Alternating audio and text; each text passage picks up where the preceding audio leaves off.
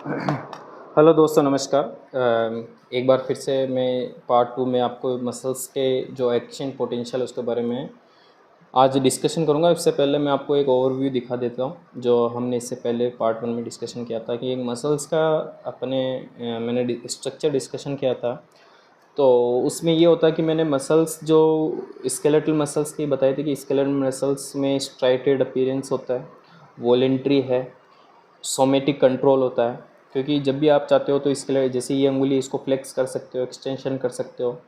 तो बॉडी में बोन से जुड़ी जितनी भी मसल्स है वो स्केलेटल मसल्स है, ठीक है।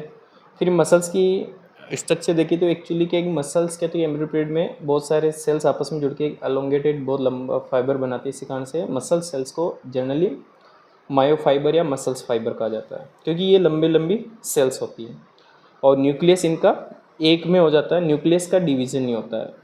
साइटोप्लाज्म में इनका एक हो जाता है पर न्यूक्लियस एक में ही आ जाते हैं सारे। तो ये जो बोन से मसल्स को जोड़ने वाला टेंडन होता है, जो होल मसल्स की कवरिंग है, उसको मैंने आपको क्या कहा था, एपीमाइसिन। चाहे एपीमाइसिन हो, चाहे पेरीमाइसिन हो, चाहे एंडोमाइसिन हो, सब कनेक्टिव टिश्यूज़ की है। और एरियोलर कनेक्टिव टिश्यूज़ की, क्योंकि टिश्यू वाला चैप्टर भी अपन करेंगे। जो एरियोलर कनेक्टिव टिश्यू वो most of the packaging of the organ का वो बनाता है। इसी कारण से एरियोलर कनेक्टिव टिश्यू को पैकेजिंग टिश्यू भी कहा जाता है। तो ये मैंने आपको डिस्कशन कर लिया था। साथ इस वीडियो में मैंने आपको जेड लाइन क्या है, ए बैंड क्या है, एच जोन क्या है, आई बैंड क्या है, एक्टिन मायोसिन के बारे में बता दिया था। अब मैं इसमें कुछ एक्टिन और मायोसिन्स के बारे में कुछ विशेषता बता देता हूँ, क्योंकि उसी के बाद आप इसके आगे थ्योरी जानेंगे। ये एक्टिन की स्ट्रक्चर है। एक्टिन जो एक प्रोटीन होता है कॉन्ट्रैक्टिल, वैसे मसल्स के अंदर दो कॉन्ट्रैक्टिल और दो रेगुलेटरी प्रोटीन होते हैं। दो कॉन्ट्रैक्टल होते हैं और दो रेगुलेटरी होते हैं। कॉन्ट्रैक्टल में आपके एक्टिन मायोसिन है, रेगुलेटरी में ट्रोपोमाइसिन और ट्रोपोनिन है। जो ऊपर वाला आप डायग्राम देख रहे हैं वो आपका किसका है, एक्टिन का। ये जो गोल गोल पॉइंट देख रहे हैं ये एक्टिन वाला है। इसके ऊपर जो रेप अराउंड देख रहे हैं ये ट्रोपोमायोसिन है। और ये जो 3 पॉइंटेड देख रहे हैं आप, ये आपके ट्रोपोनिन है, जिसकी 3 यूनिट है, CIT ब्रांच, ठीक है। अब जो इसके बारे में, ये मायोसिन है। मायोसिन एक एलोंगेटेड है, इसमें इसका हेड होता है, शॉर्ट टेल है, एक लॉन्ग टेल होती है। ये लाइट चेन है, ये हेवी चेन है। जो एक्टिन है वो जी फैक्टिन का क्या है, जी एक्टिन फैक्टिन जो भी इसका पॉलीमर है एक्टिन। और मायोसिन भी, मायोसिन में जो एमिनो एसिड्स होते हैं वो मायोसिन्स मॉलिक्यूल। अब देखिए मायोसिन का जो प्रोटीन है मायोसिन है, ठीक है। मियोमाइसिन ऐसा कुछ होता है, इसका लॉन्ग पॉलीमर, क्योंकि एमिनो एसिड से बन के प्रोटीन होता है। तो इसकी ये स्ट्रक्चर होती है। इस तरह से क्या होता है कि एक तो लॉन्ग चेन होती है, एक इसकी क्या होती है, हेवी चेन। और ये यहाँ पे जो होता है वो ATP बाइंडिंग होता है। यहीं से आपको स्लाइडिंग फिलामेंट थ्योरी जो कि समझ में आएगी। पहले मैं मायोसिन को पढ़ लेता हूँ। Made up of protein myosin, each myosin molecule has a long tail और ग्लोबुलर हेड। क्या है ये, एक इसकी लॉन्ग टेल होती है और एक ग्लोबुलर हेड है। मायोसिन हेड है ATPase एक्टिविटी। इसके हेड पे ATPase एक्टिविटी होती है, मतलब ATP को हाइड्रोलाइज करके एनर्जी जनरेट करता है और मसल्स कॉन्ट्रैक्शन में हेल्प करता है। 2 बाइंडिंग साइट्स होती है, एक तो एक्टिन के लिए, एक ATP के लिए। 2 बाइंडिंग साइट है, एक तो एक्टिन जुड़ेगा, एक इस पे ATP जुड़ता है। थिन फिलामेंट जो एक्टिन होता है उसके बारे में ये खासियत है कि पॉलीमरेज F एक्टिन, किसका पॉलीमरेज है, F एक्टिन एमिनो एसिड का, जो कि एक्टिन प्रोटीन बनाते हैं। इसके अटैच ट्रोपोमाइसिन होता है जो कि long rod shape wrapped around F actin, F actin के, मतलब एक्टिन के चारों तरफ लगता है। Cover the binding site at the rest. ध्यान रखना जब भी रेस्ट में होता है, क्योंकि हमेशा ध्यान रखना अगर एक्टिन मायोसिन जैसे ही होता है, पेचअप होता है, तो मायोसिन उसको एक्टिन को पकड़ के खींचता है और वो कॉन्ट्रैक्टल में आ जाती है। आगे मैं बताऊंगा कैसे। ट्रोपोमाइसिन के जैसे अगर हमेशा अगर एक्टिन मायोसिन के साइड अगर बाइंड रहेगा तो आप खुद सोचो ना, हमेशा आपकी स्केलेटल मसल्स अकड़ती हुई रहेगी, है ना। वो हमेशा क्या रहती, कॉन्ट्रैक्ट में रहेगी। आप हमेशा रिलैक्स भी रहते हो ना, तो उसमें क्या रहते हो, मसल्स आपकी क्या लूज रहती है। तो ट्रोपोमाइसिन उसमें हेल्प करता है। साथ में ट्रोपोनिन भी हेल्प करता है। ट्रोपोनिन का 2 यूनिट I और T, ये भी क्या करते हैं, बाइंडिंग को पीरियड करते हैं। पर ट्रोपोनिन जो C एक जो साइट होती है वहाँ पे कैल्शियम बाइंडिंग साइट होती है। इसी कैल्शियम बाइंड साइट से जैसे कैल्शियम बाइंड होता है तो फिर क्या होता है आपका, ये एक्टिन और मायोसिन जुड़ता है। कैसे, मैं आपको बता देता हूँ। कि क्या होता है एक्चुअली में, आप देखना एक्शन पोटेंशियल जब भी आता है ना, मैं इसको स्टेप में बता देता हूँ। पहले आप ये रहा पूरा स्टेप। पहले तो जो आप ये स्टेज है वो न्यूरोमस्कुलर ट्रांसमिशन, मतलब आपने एक्टिन मायोसिन का समझ लिया। ये जो ट्रांसमिशन है न्यूरॉन से किस तरह से डिपोलराइजेशन होके आपके न्यूरोमस्कुलर जंक्शंस और सार्कोलेमा पे एसीएच आता है। देखिए जो आपने न्यूरॉन में पढ़ा था एक्शन पोटेंशियल, न्यूरॉन के अंदर भी देखो दो ही मसल्स होती है जहाँ पे न्यूरॉन एक्शन पोटेंशियल होता है, मसल्स में और न्यूरॉन सेल्स में। Action potential motor nerve fibre का होता है तो क्या होता है कि voltage gated calcium channel open हो जाता है ना, क्योंकि जब लास्ट में एक्सोन टर्मिनल पे जैसे एक्शन पोटेंशियल पूछता है वो उस समय क्या होता है कि एक्सोन टर्मिनल पे साइनेप्टिक वेसिकल्स होते हैं, उसमें न्यूरोट्रांसमीटर भरा रहता है। ये एक्सोन टर्मिनल पे हो रही एक्टिविटी। कैल्शियम चैनल जैसे ओपन होता है, entry of calcium ion from ECF. अब ईसीएफ मैंने एक्स्ट्रा सेलुलर में जो कैल्शियम पड़ा वो एक्सोन टर्मिनल के साइनेप्टिक वेसल्स में एंटर कर देंगे और उन वेसिकल से क्या रिलीज करवा देंगे, एसीएच को रिलीज करवा देंगे। फिर इतनी सारी एक्टिविटी कहाँ चलेगी, पोस्ट साइनेप्टिक मेम्ब्रेन में।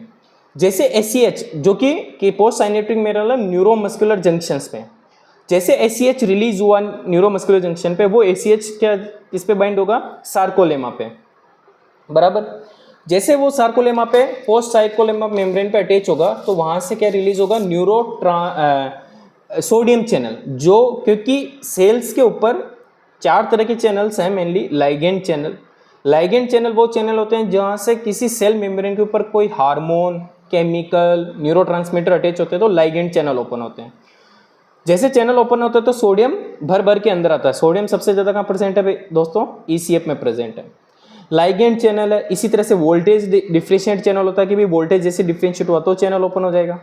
इसी तरह से आपका मैकेनिकल प्रेशर चैनल होते हैं, है ना।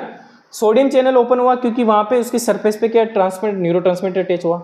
अब सोडियम जैसे अंदर आया, क्योंकि सेल हमेशा किस में पड़ी रहती है, हमेशा नेगेटिव में पड़ी रहती है। सोडियम हमेशा क्या पॉजिटिव आयन है। जैसे सोडियम अंदर आने लगे तो सेल्स का एनवायरनमेंट पॉजिटिव हुआ। अब ये -70 से जैसे +30 के अंदर गया, +30 में गया तो यहाँ से ट्रिगर वैल्यू होती है और डायरेक्ट क्या होता है कि फिर वोल्टेज गेटेड, क्योंकि 70 यहाँ से 70 और 30 तो वोल्टेज डिफरेंशिएट हो गया, तो पहले तो चल ओपन हुआ लाइगेंड चैनल, फिर हुआ वोल्टेज गेटेड चैनल क्योंकि वोल्टेज डिफरेंशिएट हुआ, तो -70 से 30 आती है, 30 से ट्रिगर होता है वोल्टेज गेटेड चैनल और जो सोडियम पहले कम आ रहा था वो भर भर के आता है।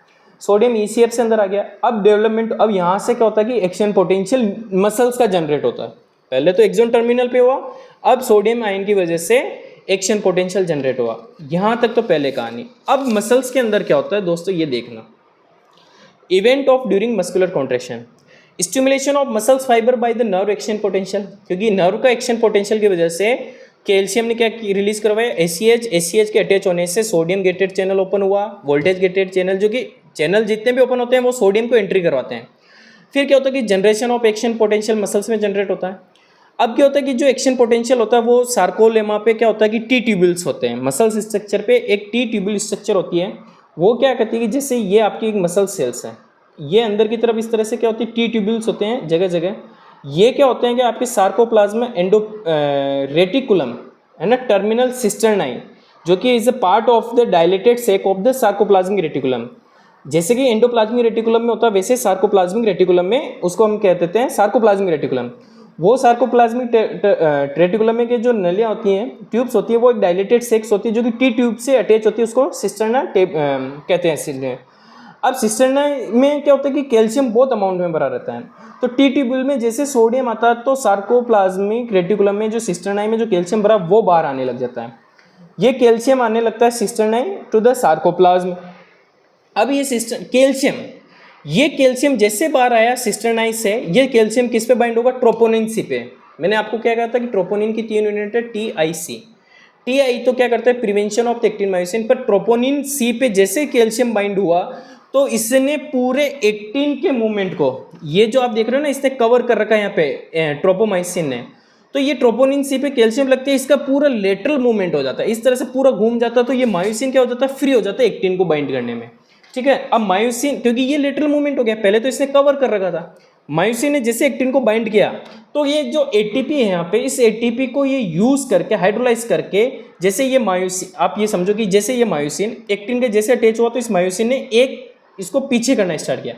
अब इसको क्या बोलते हैं जैसे पीछे करने को, अच्छा ये जो जुड़ा इसको बनते हैं अपन क्रॉस ब्रिज, और ये जैसे इसको एक खींचा, ये क्या हो गया, एक पावर स्ट्रोक हो गया है ना। फिर ये क्या करता है कि इसको वापस इसको पकड़ने खींचते हैं, तो ये क्या करता है कि पास वाले के एटीपी यूज करके इसको वापस पकड़ के ऐसे खींचता है। तो आप ये देखो कि मैंने इस डायग्राम में आपको क्या बताया था, ये वाला डायग्राम, ये आपका मायोसिन बताया था मैंने, ये एक्टिन है। अब आप सोचो कि इसने इसको पकड़ के इस तरह से खींचा, तो क्या ये सार, अब एक्टिन किस पे है, कौन सी लाइन पे, जेड लाइन पे, तो जेड लाइन का स्पेस कम होगा कि नहीं होगा, क्योंकि इसने एक्टिन को खींचा तो जेड लाइन आपस में आ गई। तो ड्यूरिंग कॉन्ट्रेक्शन आप कह सकते हो कि जेड लाइन पास में आ जाती है। ड्यूरिंग कॉन्ट्रेक्शन क्या होता है, सार्कोमियर का स्पेस शॉर्ट हो जाता है। जो ये एच जोन था वो भी क्या होता है, क्योंकि ये एक्टिन को पकड़ के खींचेगा तो ये पास में आएंगे ना, ओवरलैप हो गए, तो एच जोन का स्पेस भी कम हो जाता है। ये तीन चीजें आप एक साथ लिख सकते हो। समझ में आया क्या आया कि वापस मैं बता देता हूँ, इसी को स्लाइडिंग फिलामेंट थ्योरी कहते हैं। न्यूरॉन का एक्शन पोटेंशियल समझ में आ गया कि भी जैसे एक्शन पोटेंशियल न्यूरॉन में हुआ, कैल्शियम ने वेसिकल्स के द्वारा जो एक्सोन टर्मिनल पर जो छोटे छोटे साइनेप्टिक वेसिकल्स होते हैं वहाँ से एक्सोसाइटोसिस के द्वारा न्यूरोट्रांसमीटर रिलीज होता है। न्यूरोट्रांसमीटर कहाँ रिलीज होता है, न्यूरोमस्कुलर जंक्शन पे रिलीज होता है। न्यूरोमस्कुलर जंक्शन पे ACH, अब मसल्स पे जैसे ACH के रिसेप्टर होते हैं तो वो T ट्यूब्यूल पे जैसे जुड़ते हैं तो वहाँ से क्या होता है कि, क्योंकि अब न्यूरोट्रांसमीटर क्या है, हार्मोन है, न्यूरोट्रांसमीटर केमिकल है, तो volt ligand gated channel open होता है। लाइगेंड गेटेड चैनल ओपन होने की वजह से सोडियम जो एक्स्ट्रा सेलुलर में ज़्यादा होता है वो भर भर के अंदर आता है। सेल के एनवायरनमेंट क्या होता है, -70 होता है। पॉजिटिव आयन आ रहा है तो सेल का वोल्टेज भी डिफरेंशिएट होता है, तो फिर वोल्टेज गेट का चैनल ओपन जाता है तो सोडियम और ज़्यादा स्पीड से आता है। अब जैसे सोडियम क्या होता है, T ट्यूब्यूल्स के अंदर की तरफ आने लगता है, तो ये T ट्यूब्यूल्स अटैच होती है सिस्टर्न आई से। इसका डायग्राम मैं आपसे नेक्स्ट वीडियो में डिस्कशन करूंगा। तो कैल्शियम क्या जाता है फिर ट्रोपोनिन C के पास जाता है, जो कि एक्टिन से बाइंड है। ट्रोपोनिन C की 3 यूनिट है, TIC, TI भी नहीं जाता, ट्रोपोनिन C से जाता, तो उसने क्या कहता है लेटरल मूवमेंट करा दिया ट्रोपोनिन फिलामेंट का। कौन कौन से ट्रोपोनिन के मूवमेंट, एक तो ट्रोपोनिन का मूवमेंट करा दिया, एक ट्रोपोमाइसिन का भी लेटरल मूवमेंट करा दिया।